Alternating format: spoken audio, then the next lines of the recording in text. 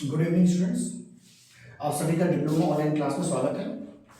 इससे पहली क्लास में हम लोगों ने जन उपचार के न्यूमेरिकल पोर्शन को देखा है। हम लोगों ने 2 से 3 लेक्चर जो है न्यूमेरिकल पर दिया है और आई होप कि आप सभी को समझ में आया होगा और उससे रिलेटेड जितने भी क्वेश्चन हैं आप उनको जो है खुद से भी प्रैक्टिस करें। आपके पास अगर बुक है तो उस बुक में जो भी न्यूमेरिकल दिए गए हैं उनको भी आप प्रैक्टिस करें। साथ ही साथ इसका न्यूमेरिकल पोर्शन जब फिनिश होता है तो उसके बाद एक हमारे पास थ्योरेटिकल पोर्शन है और एक छोटा सा टॉपिक हमारे पास है जो एग्जामिनेशन के लिए इंपॉर्टेंट है। एक्चुअली इस थ्योरेटिकल पोर्शन में हम क्या देखेंगे, इस पोर्शन में हम ये देखेंगे कि वाटर को किस तरीके से क्या केमिकल प्रोसीजर हैं जिनके द्वारा हम पानी को शुद्ध कर सकते हैं। वाटर ट्रीटमेंट हम देख रहे हैं। तो अभी तक हम लोग क्या कर रहे थे, अभी तक हम अशुद्धियों को कैलकुलेट कर रहे थे कि वाटर में कितनी अशुद्धि है, ये कैलकुलेशन देख रहे थे। अब जो टॉपिक हम देखने जा रहे हैं, इस टॉपिक में हम ये देखने वाले हैं कि अगर वाटर में अशुद्धि है तो उस अशुद्धि को दूर कैसे करेंगे और कैसे उस वाटर को पीने लायक बनाया जाएगा। तो ये जो है एक टॉपिक जो है इंपॉर्टेंट है। इस टॉपिक को अब हम स्टार्ट करने वाले हैं। तो आज का जो हमारा हेडिंग होगा उसका नाम है जल का जीवाणुनाशन, डिसइंफेक्शन ऑफ वाटर। इसका मतलब है कि पानी के अंदर जो भी जीवाणु हैं, जो भी बैक्टीरिया हैं, जो भी कार्बनिक अकार्बनिक पदार्थ है, उनको किस तरीके से हम वाटर से हटा सकते हैं। तो हमारा जो टॉपिक है ये जल का जीवाणुनाशन। देखते हैं इसमें हमारे पास 2 तरह के मेथड हैं जीवाणु का नाशन करने के लिए। जो हमारा पहला मेथड कहलाता है उसे हम कहते हैं क्लोनीकरण। किस नाम से जाना जाता है? तो फर्स्ट मेथड इसका होता है उसे हम कहते हैं क्लोरीनीकरण, ऐसा। और इंग्लिश क्या लिख रहे हैं तो क्लोरीनेशन। ये क्लोरीनेशन का मतलब क्या होता है? इस क्लोरीनेशन का मतलब ये होता है कि अगर सपोज करिए आपके पास ये वाटर है, वाटर टैंक है, ऐसा, ये वाटर टैंक है ये, और इसमें क्या है, इस वाटर को आपको क्या करना है, बैक्टीरिया से फ्री करना है, ऐसा। तो हम क्या करते हैं, अगर हम क्लोरीनेशन एडॉप्ट कर रहे हैं मेथड, तो इस मेथड में क्या होगा, इस पानी में हम क्या करते हैं, क्लोरीन की मात्रा मिलाई जाती है। क्लोरीन किस फॉर्म में होती है, तो क्लोरीन जो है किस फॉर्म में है, क्लोरीन जो है किस फॉर्म में पाई जाती है, ये गैस के फॉर्म में पाई जाती है। तो हम क्या करते हैं, पानी में क्लोरीन को मिलाते हैं। और जब पानी में क्लोरीन को मिलाया जाएगा तो ऐसा क्या होता है, ऐसा क्या रिएक्शन होता है कि जो बैक्टीरिया है वो क्या होते हैं, दूर हो जाते हैं। इस बात को समझने की बात है। तो क्या केमिकल रिएक्शन होता है हम इसको देखने जा रहे हैं। तो केमिकल रिएक्शन क्या होता है ये देखने जा रहे हैं। देखिए इधर देखें,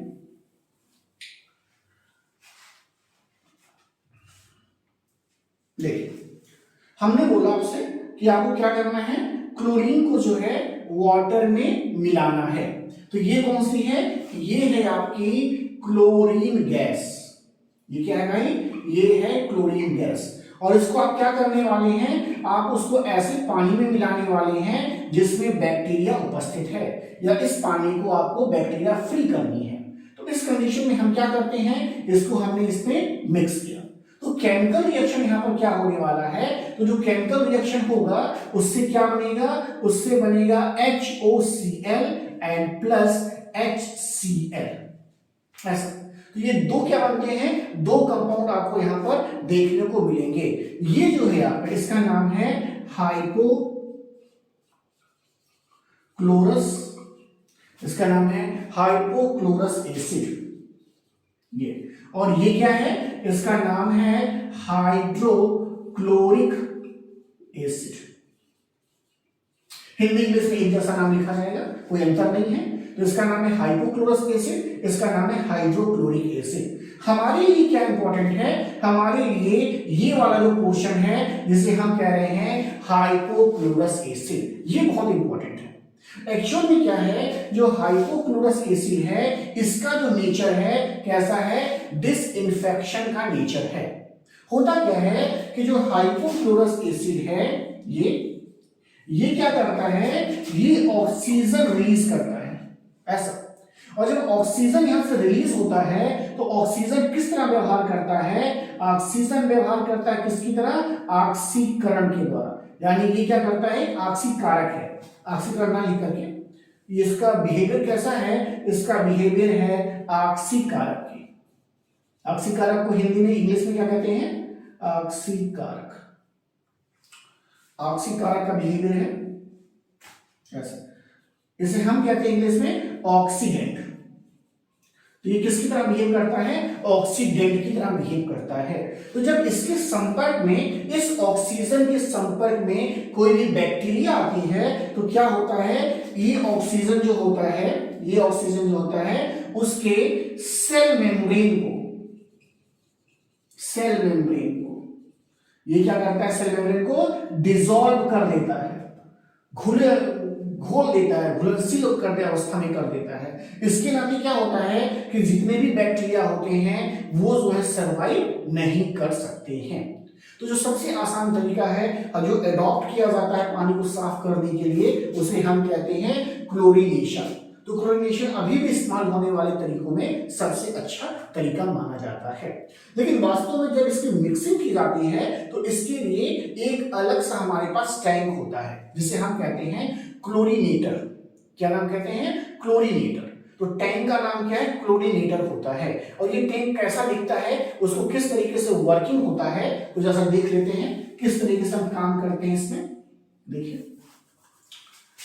कैसे काम किया जाता है कि क्लोरीनेटर का स्ट्रक्चर किस तरीके का होता है।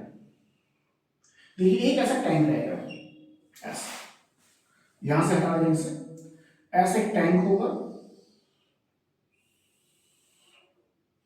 ऐसा। और इसमें दो जगहों से क्या होगा, दो जगहों से पाइप्स लगे होंगे, इनलेट, मतलब यहां से कोई भी आप लिक्विड पास कर सकते हैं, ऐसा हो सकता है। एक और पाइप यहां से लगा हुआ होगा, इस साइड से लगा सकते हैं आप, हैं ऐसे ऐसे ऐसे। और इसके आकार को भी उसी आकार में बदल दे तो अच्छा लगेगा आपको, ऐसा। तो ये टैंक के आकार का इस तरीके से स्ट्रक्चर होता है जिसे हम कहते हैं क्लोरीनेटर। और इस क्लोरीनेटर के सेंटर में एक आउटलेट होगा जिससे वाटर को बाहर निकाला जा सकता है, ऐसे। और क्या होगा इसमें, इसमें जगह जगह पर क्या होंगे, ऐसे प्लेट्स लगी होंगी, ये प्लेट्स लगी होंगी ऐसे, इस तरीके से ऐसा। तो देखिए दो इनलेट है, मतलब दो जगहों से चीजों को अंदर किया जा सकता है। उसमें से एक क्या है, उसमें से एक है हम यहां से इम्प्योर वाटर को लेते हैं, ऐसा। तो इम्प्योर वाटर क्या है, इस जगह से इस टैंक में लिया जाएगा। और दूसरी जगह से क्या लिया जाएगा, दूसरी जगह से लिया जाएगा कंसंट्रेटेड Cl2, ऐसा। तो Cl2 जो है ये दूसरे पाइप से लिया जाएगा।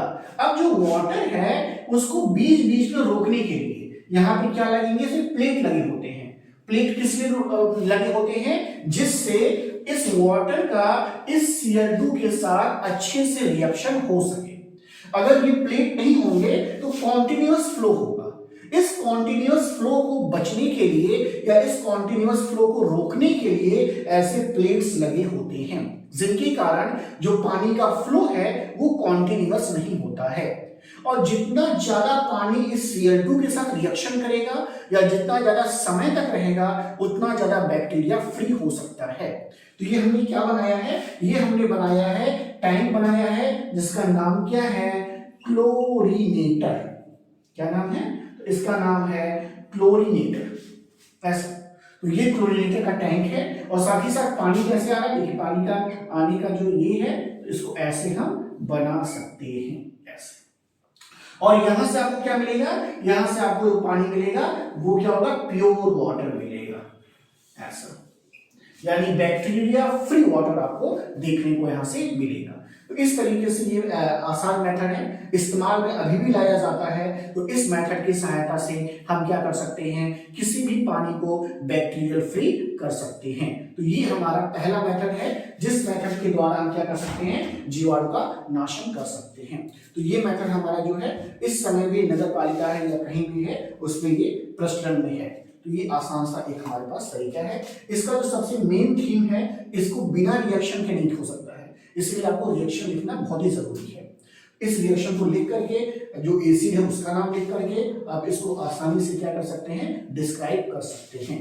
तो ये हमारा पहला मेथड हो गया क्लोरीनेशन। इसका जो दूसरा मेथड है वो एक मेथड इससे भी ज्यादा इंपॉर्टेंट है, और वो इंपॉर्टेंट इसलिए है क्योंकि वहां पर जो है जो हम यूज करने वाले हैं गैस, उसका नाम है क्लोरीन। क्लोरीन नहीं, उसका नाम है ओजोन। तो ओजोन के नाते क्या है, ओजोन का कोई दुष्प्रभाव नहीं है। जैसे यहाँ पर एक खास बात है कि यहाँ पे एक दिक्कत आ रही है कि इस रिएक्शन से देखिए HCl ही बन जा रहा है, ये देखिए। तो वाटर के साथ क्या है, वाटर के साथ आप देखेंगे तो क्लोरीन जो है वाटर में मौजूद है ऐसा। लेकिन इसके बाद का जो हम देखने जा रहे हैं मेथड, उसमें ऐसा कुछ भी नहीं है। मतलब वो ऐसा मेथड है जिसमें किसी भी प्रकार का बाई प्रोडक्ट नहीं बनता है। इस वाले मेथड में एक ही खामी है कि यहाँ पर बाई प्रोडक्ट का फॉर्मेशन हो रहा है। लेकिन जो नेक्स्ट मेथड है इससे एडवांस मेथड है। तो दो मेथड हम ध्यान में रखते हैं, क्लोरीनेशन, और जो अगला होगा वो होगा ओजोनीकरण या ओजोनेशन। देखते हैं नेक्स्ट मेथड। दोनों मेथड इंपॉर्टेंट अपने आप में, कभी शॉर्ट नोट के फॉर्म में पूछे जाते हैं या फिगर के साथ अकेले भी पूछे जाते हैं। तो दोनों मेथड आप देख के जा सकते हैं एग्जाम में। फिगर के साथ बनाएंगे तो अच्छे नंबर मिलते हैं, फिगर और रिएक्शन बेस्ड है तो दोनों चीजें आप बनाएं। फिगर भी अगर आपको आ रहा है तो फिगर भी बनाएंगे और साथ ही साथ उसके रिएक्शन को भी लिखें। तो ये दोनों चीजें आप जो है कर सकते हैं। नेक्स्ट होगा हमारा ओजोन के द्वारा और बाय यूजिंग ओजोन। नेक्स्ट दूसरा मेथड है ओजोन के द्वारा, ओजोन के द्वारा, और इंग्लिश में लिख रहे हैं बाय ओजोन मेथड।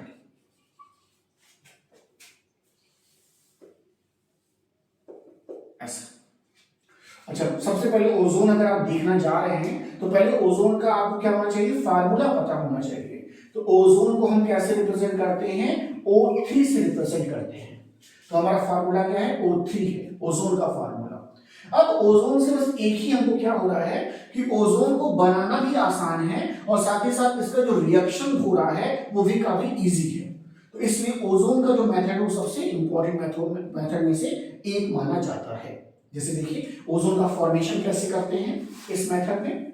देखिए जब भी हमें ओजोन बनाना होता है तो हम क्या लेते हैं, हम ऑक्सीजन की सहायता से, देखिए ये ऑक्सीजन है, ऑक्सीजन के 3 मॉलिक्यूल्स हम लेते हैं और हम क्या करते हैं, इसका इलेक्ट्रिक डिस्चार्ज करते हैं।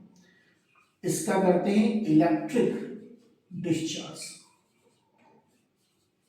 इस इलेक्ट्रिक डिस्चार्ज से होता क्या है कि जो ऑक्सीजन है ये जो है ऑक्सीजन एक और ऑक्सीजन के एटम से जुड़ जाता है, यानी ये कन्वर्ट किसमें हो जाता है, इसका कन्वर्जन कुछ इस प्रकार से हो जाता है। जुड़ने का मतलब क्या है, नॉर्मल कंडीशन में देखिएगा सर, देखिए ऑक्सीजन ऑक्सीजन ऐसा है इस तरीके से, हम इसकी बॉन्डिंग पहले भी देख चुके हैं। अब तीसरे ऑक्सीजन को भी जोड़ना होता है इसमें, तो जो तीसरा ऑक्सीजन जुड़ता है वो कैसे जुड़ता है, कोऑर्डिनेट बॉन्ड से जुड़ता है। कहां पर देखा गया है, हम लोगों ने इसे केमिकल बॉन्डिंग वाले चैप्टर में देखे हैं। तो देखिए यहां पर क्या है, यहां पर ये बॉन्ड जो है ये बॉन्ड काफी वीक बॉन्ड है किसके कंपेयर में, जबकि यहां पर एक सिग्मा और एक पाई बॉन्ड है। तो होगा क्या कि जब भी ओजोन का फॉर्मेशन हो जाएगा तो इजीली हम क्या कर सकते हैं, इजीली इस ऑक्सीजन को यहां से डी अटैच हो सकता है। इसलिए ओजोन जो है काफी रिएक्टिव है और साथ ही साथ क्या करता है, जब भी रिएक्शन होता है तो उस रिएक्शन में जो बाई प्रोडक्ट के फॉर्म में आपको मिलेगा एटम, वो ऑक्सीजन होगा ऐसा। अब जरा देखते हैं ओजोन में कुछ और भी खूबियां हैं। जैसे ओजोन में और क्या खूबी है, तो इसका जो मेल्टिंग पॉइंट है और इसका जो बॉइलिंग पॉइंट है, ये भी खास बात है इसमें। इसका जो आपका बॉइलिंग पॉइंट है, बॉइलिंग पॉइंट इसका है इसका बॉइलिंग पॉइंट और उसका मेल्टिंग पॉइंट।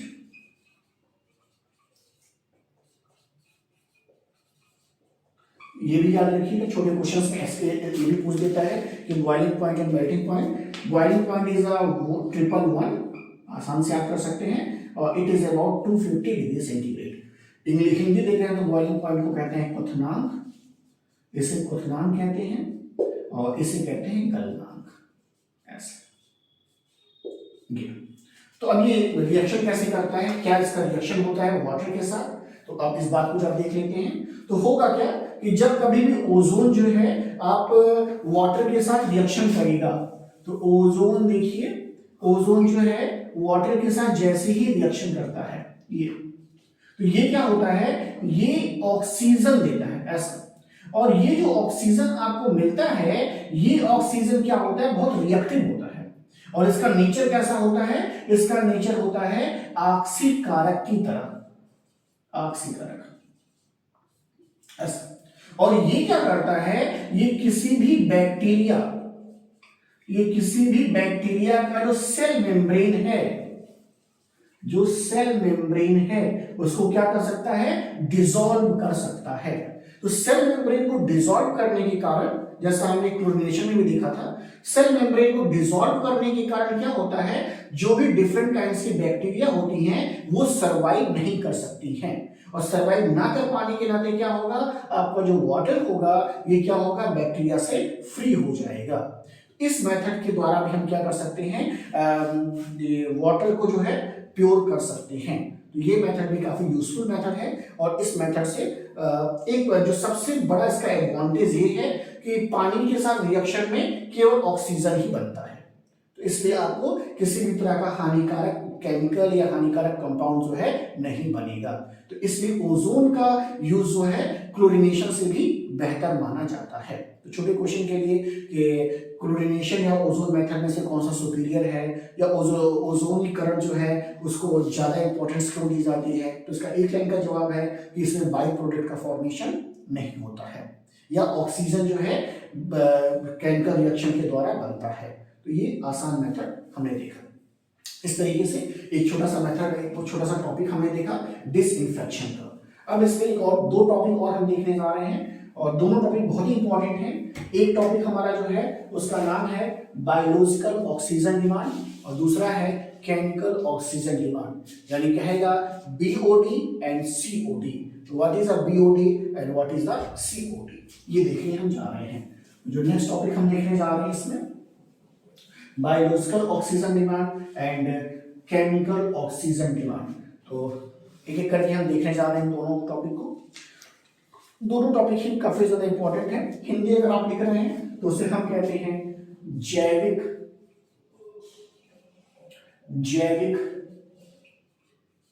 ऑक्सीजन मांग, ऐसा।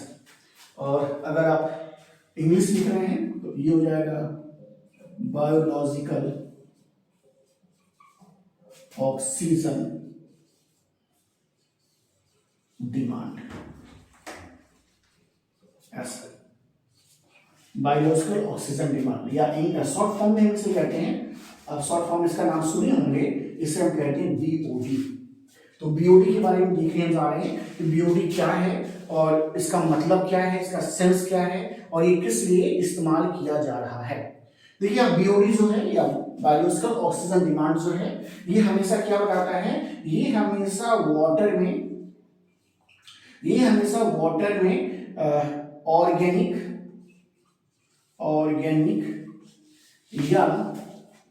ऑर्गेनिक एंड बैक्टीरियल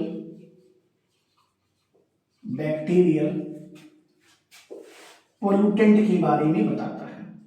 पोल्यूटेंट, ऐसा, यानी आपके वाटर में जो है कितने अमाउंट में ऑर्गेनिक सब्सटेंस मौजूद है, कितने अमाउंट में बैक्टीरियल सब्सटेंस मौजूद है, कितना पोल्यूटेंट मौजूद है। अगर उसे फाइंड आउट हमें करना होता है तो हम वाटर सैंपल का क्या कराते हैं, बीओडी कराते हैं।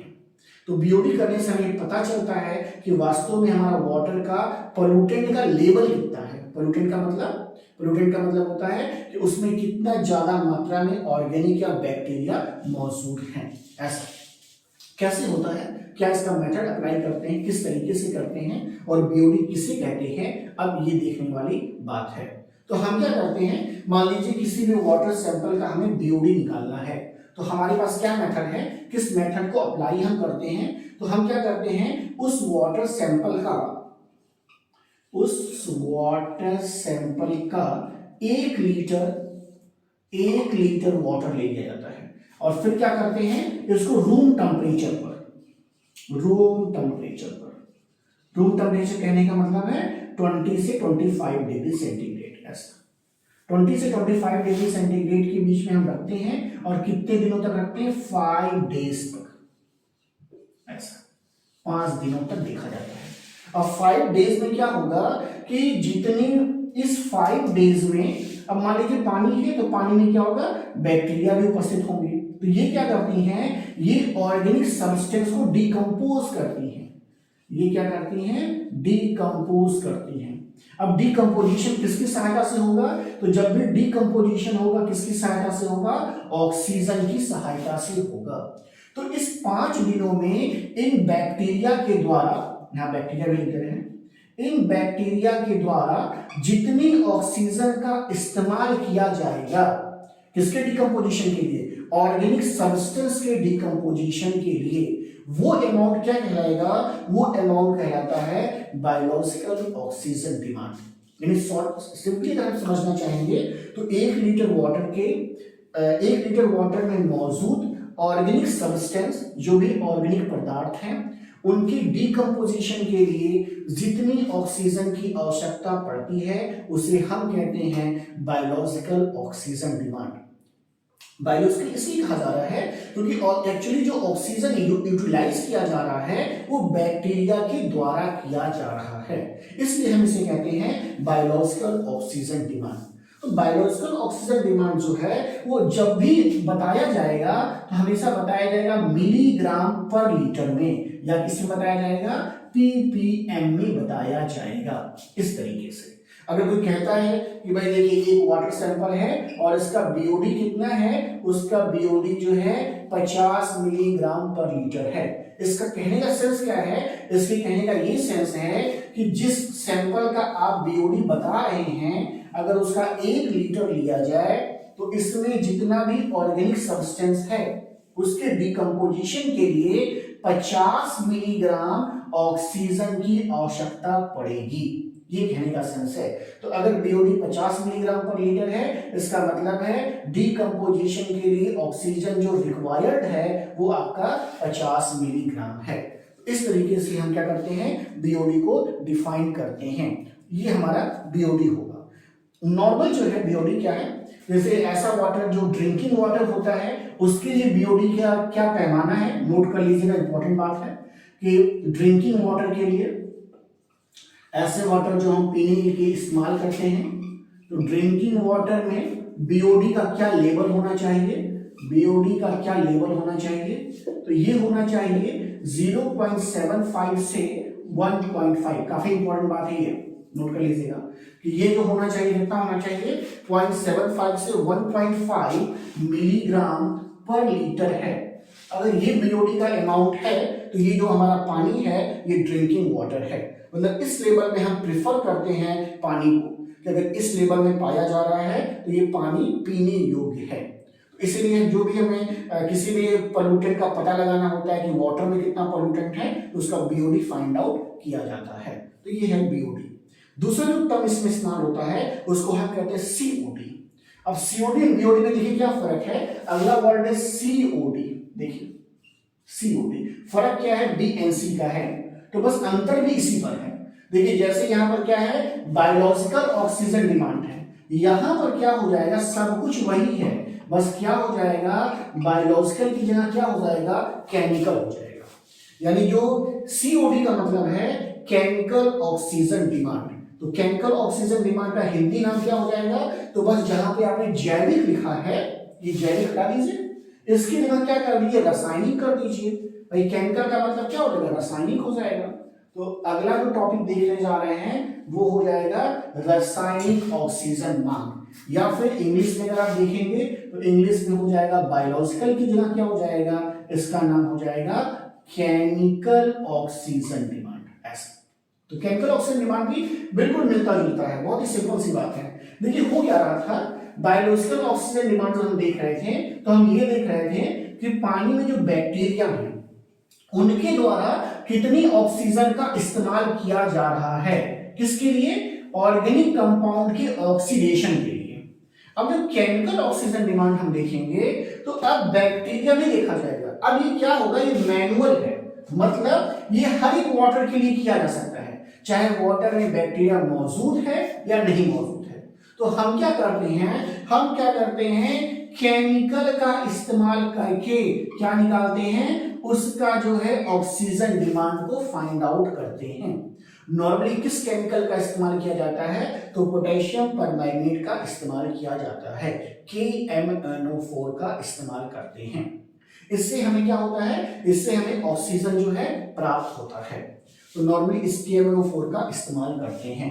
तो भाई डेफिनेशन कहने का क्या मतलब है कि सीओडी अगर हमसे पूछा जाए कि भाई सीओडी क्या है, ऐसा तो सीओडी क्या है, तो सीओडी जो है 1 लीटर, फिर से पर लीटर ही होगी बात, तो फिर से 1 लीटर लिखिएगा, 1 लीटर वाटर अगर है ऐसा, और 1 लीटर वाटर में जितना भी ऑर्गेनिक, और साथ ही साथ इस बार ऑर्गेनिक के साथ ही साथ एंड इस बार इनऑर्गेनिक भी हो जाएगा। अभी तक इनऑर्गेनिक नहीं आ रहा था, तो ऑर्गेनिक या इनऑर्गेनिक पोल्यूटेंट, पोल्यूटेंट का मतलब प्रदूषक, जो प्रदूषण फैलाते हैं, तो वाटर पोल्यूटेंट ही है प्रदूषक। तो 1 लीटर वाटर में उपस्थित चाहे ऑर्गेनिक होगा चाहे इनऑर्गेनिक पोल्यूटेंट है, इसके ऑक्सीकरण के लिए क्या करना है भाई, इसका करना है ऑक्सीकरण, यानी क्या करना है, ऑक्सीडेशन करना है ऐसा। तो इसके ऑक्सीकरण के लिए जितनी ऑक्सीजन की आवश्यकता होगी वही उसका कहलाएगा केमिकल ऑक्सीजन डिमांड। तो केमिकल ऑक्सीजन डिमांड देखिए हमेशा वैल्यू ज्यादा रहेगी। क्यों भाई वैल्यू ज्यादा रहेगी, इसलिए क्योंकि इस बार जो ऑक्सीडेशन हो रहा है ये ऑर्गेनिक सब्सटेंस का भी हो रहा है और साथ ही साथ इनऑर्गेनिक सब्सटेंस का भी हो रहा है। उससे पहले देखिए अगर आप, जो बायोलॉजिकल ऑक्सीजन डिमांड है उसमें जो ऑक्सीडेशन होता है वो केवल और केवल ऑर्गेनिक सब्सटेंस का होता है। इनऑर्गेनिक सब्सटेंस का ऑक्सीडेशन जो है बैक्टीरिया नहीं कर सकते हैं। तो इसलिए जब भी हम देखते हैं सीओडी की वैल्यू, अगर देखा जाए तो सीओडी की वैल्यू हमेशा ज्यादा होगी किससे भाई, बीओडी के वैल्यू से, यानी केमिकल ऑक्सीजन डिमांड जो है हमेशा ज्यादा है बायोलॉजिकल ऑक्सीजन डिमांड से। तो ये हमने 3 हमें टॉपिक देखे इस बार, और किस तरह से बैक्टीरिया फ्री कर सकते हैं इसको हमने देखा, साथ ही साथ केमिकल ऑक्सीजन डिमांड को देखा और साथ ही साथ बायोलॉजिकल ऑक्सीजन डिमांड को देखे। तो ये 3 टॉपिक के साथ ही साथ हमारा जो वाटर ट्रीटमेंट का टॉपिक है वो फिनिश होगा, और अगले जो टॉपिक हम देखने जाएंगे वो फ्यूल चैप्टर होगा। और फ्यूल चैप्टर में भी हमारा फोकस है ज़्यादा से ज़्यादा नंबर पाना, और ज़्यादा से ज़्यादा कम चीज़ों में पढ़ के अधिक से अधिक नंबर पाना। तो ऐसी चीज़ें जो अनावश्यक है उसको हम खुद ही हटा दे रहे हैं, लेकिन अब ऐसा नहीं करिएगा कि इसमें भी आप करिए कि इसमें भी क्या इंपॉर्टेंट है। तो जो इंपॉर्टेंट टॉपिक्स है उनको हम देख रहे हैं यहाँ पर हैं। तो जब भी एग्जामिनेशन का समय है तो इन टॉपिक को आप अच्छे से देख करके जाएं, और हो सके तो नोट्स भी बना के चलें साथ में, वो आपके लिए ज़्यादा बेनिफिशियल होंगे। तो नेक्स्ट टॉपिक हम फ्यूल देखेंगे, तब तक के लिए थैंक यू।